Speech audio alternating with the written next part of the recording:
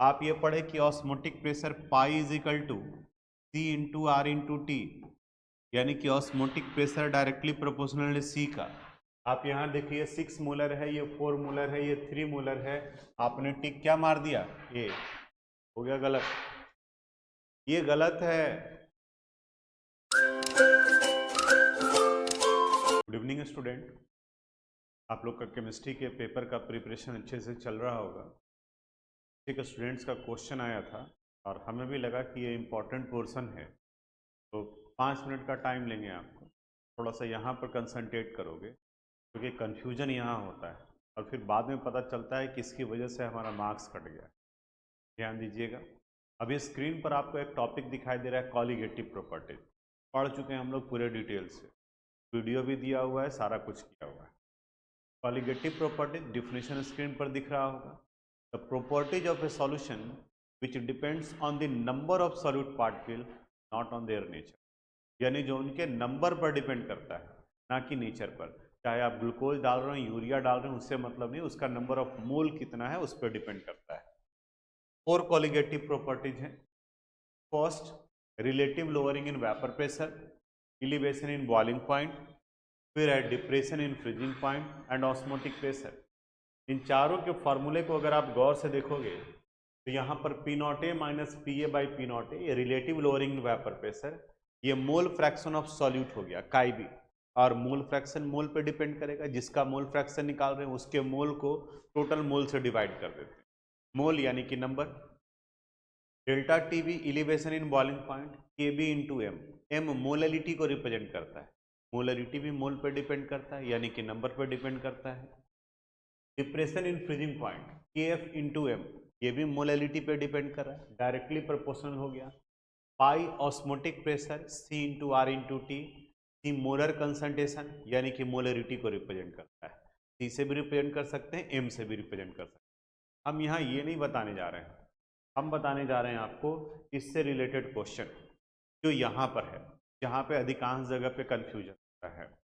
First question देखो यहाँ, which one will have higher osmotic pressure, 2 molar urea, 2 molar glucose, 2 molar sucrose.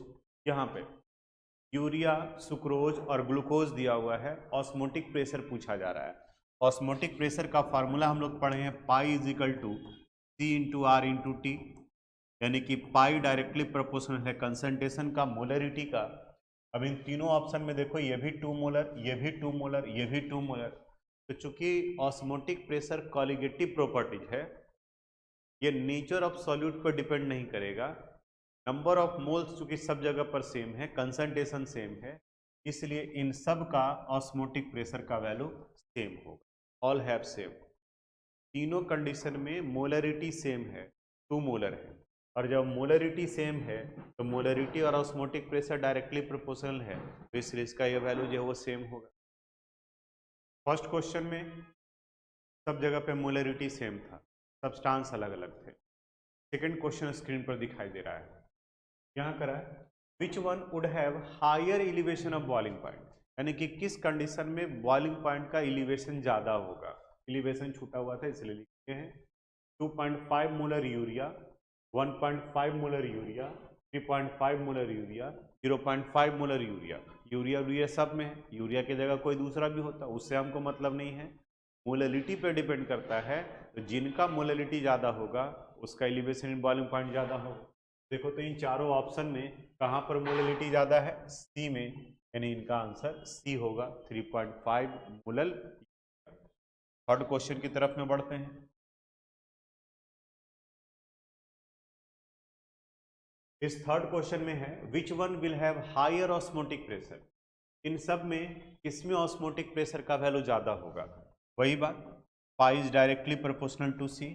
देखो तो किसमें ऑस्मोटिक प्रेशर का वैल्यू ज़्यादा होगा, ये 2.5 मोलर है, ये 1.8 मोलर है, ये 3.5 मोलर है, यानी कि आंसर हमारा क्या हो गया, बिल्कुल एकदम सिंपल सा था, दिमाग में बैठा हुआ है कि अच्छा कोई भी सब्सटेंस हो जिनका कंसंट्रेशन ज़्यादा होगा उनके कॉलिगेटिव प्रॉपर्टीज का वैल्यू ज़्यादा होगा। यही गड़बड़ है इस जगह पर, यहाँ तक तो सही था, उसी कंसेप्ट को लेकर के अगर यहाँ चले आओगे तब फंस जाओगे।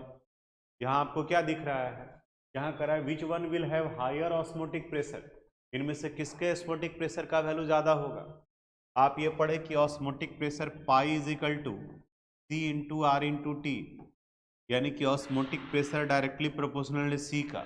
आप यहाँ देखिए 6 मोलर है, ये 4 मोलर है, ये 3 मोलर है, आपने टिक क्या मार दिया, ये हो गया गलत, ये गलत है।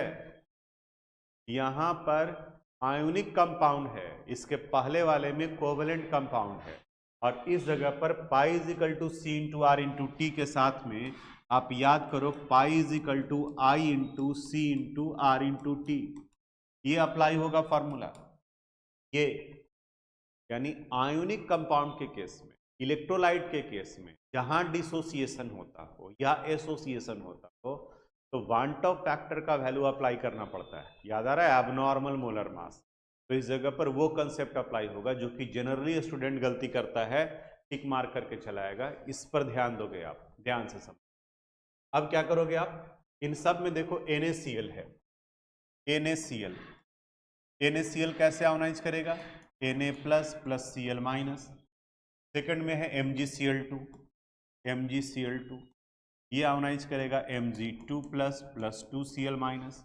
इसके बाद है AlCl3, AlCl3 ये आयोनाइज करेगा Al3 plus plus 3Cl minus. अब देखिए यहाँ नंबर ऑफ मोल्स कितना बन गया 2, यहाँ नंबर ऑफ मोल्स कितना है 3, और इस जगह पर एल्युमिनियम क्लोराइड में नंबर ऑफ मोल्स है 4, तो I into c into are into t, तो कंसंट्रेशन सोडियम क्लोराइड का 6 है, तो 2 इंटू 6 कर देंगे, वैल्यू कितने के बराबर हो जाएगा 2 मोलर के बराबर हो जाएगा, क्योंकि 6 मोलर सोडियम आयन और 6 मोलर क्लोराइड आयन ये दोनों ऑस्मोटिक प्रेशर में इन्वॉल्व होगा। उसी तरह से मैग्नीशियम क्लोराइड में कंसंट्रेशन है 4, तो 3 इंटू 4 करें 3 है, तो 3 इंटू 4 इट मीन्स 12, यानी कि सब में 12 12 12 आ रहा है, तो आपका आंसर होना चाहिए all have same osmotic pressure, ना कि 6 मोलर सोडियम क्लोराइड। है समझ में, कोवेलेंट कंपाउंड में सिर्फ कंसंट्रेशन को देखें, आयोनिक कंपाउंड में कंसंट्रेशन के साथ नंबर ऑफ आयंस को भी देखेंगे। जैसे ही आयोनिक आएगा तो उसको आप मल्टीप्लाई करो। आगे बढ़ते हैं, नेक्स्ट क्वेश्चन है which one will have higher osmotic pressure. अब आपको समझ में आ गया होगा, यहाँ पर ये 2 मोल देगा, तो 2 into 2 it is equivalent to 4 molar. ये कैल्शियम क्लोराइड 3 मोलर देगा, तो 2 इंटू 3 इट मीन्स 6 मोलर के इक्विवेलेंट है। और यहाँ पर देखो K4, इनको आयोनाइज करो आप, कोऑर्डिनेशन कंपाउंड है, प्लस FeCN6 4 माइनस। देखो टोटल कितने आयंस बने 4 एंड 1 5, इसको मल्टीप्लाई करोगे तो 2 इंटू 5 कितने के बराबर है 10। अब कह रहा है कि which one will have higher osmotic pressure, इनमें से किसके ऑस्मोटिक प्रेशर का वैल्यू ज़्यादा होगा, यानी कि आंसर क्या हो जाएगा सी। और अगर ये आप नहीं जाने हुए होते, ये आयोनाइज होगा, आयनिक में हम लोग आई यानी कि वांट ऑफ फैक्टर यूज करेंगे, तो आप आंसर कौन सा मार्क करके आ जाते, ऑल हैव सेम, क्योंकि आपको लगेगा कि ये तो उसी तरह का क्वेश्चन है जो अभी हम लोग यहाँ पर बनाए हैं, ऑल हैव सेम। यहाँ यूरिया है, सुक्रोज है, ग्लूकोज है, सब में 2 मोलर 2 मोलर 2 मोलर है, तो आंसर हमने टिक मार दिया कि ऑल हैव सेम। लेकिन ये कोवेलेंट कंपाउंड है, और यहाँ अभी जो आप बना रहे थे इस जगह पर, ये लास्ट वाले क्वेश्चन में, यहाँ पर ये आयोनिक कंपाउंड है, मोलरिटी तो सेम है लेकिन नंबर ऑफ आयंस बनेंगे, आई का वैल्यू उसमें मल्टीप्लाई होगा, तो सब में ये डिफर करेगा, और यहाँ पर आपका ये वैल्यू 10 आ गया।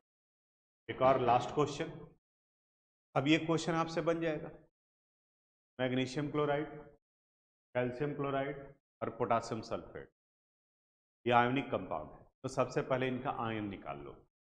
मैग्नीशियम क्लोराइड MgCl2 यानी कि 3, कैल्शियम क्लोराइड ये भी 3, potassium sulphate 2 potassium ion and 1 sulphate ion 3। देखो तो 3 2 जा 6, यहाँ पर भी 3 2 जा 6, और यहाँ पर भी 3 2 जा 6, तो सब में मोलरिटी वांट ऑफ फैक्टर से मल्टीप्लाई करने के बाद में 6 आ जा रहा है, इसका मतलब इन सब का ऑस्मोटिक प्रेशर का वैल्यू। बहुत इंपॉर्टेंट टॉपिक था, आप ध्यान से इसको पढ़िए। आप अगर क्वेश्चन बैंक देखे होंगे तो क्वेश्चन पूछता है, ये 5 मिनट में आप क्वेश्चन कवर कर सकते हैं। और इसी से मिलता जुलता आपसे हाइपरटोनिक हाइपोटोनिक भी कहेगा। जाहिर सा बात है कि कंसंट्रेशन इसी के अनुसार से मल्टीप्लाई करके कर लेंगे हम। जहाँ कहीं दिक्कत हो फिर आप बताइए, हम आपके लिए तैयार हैं। Thank you. Thanks for watching this video.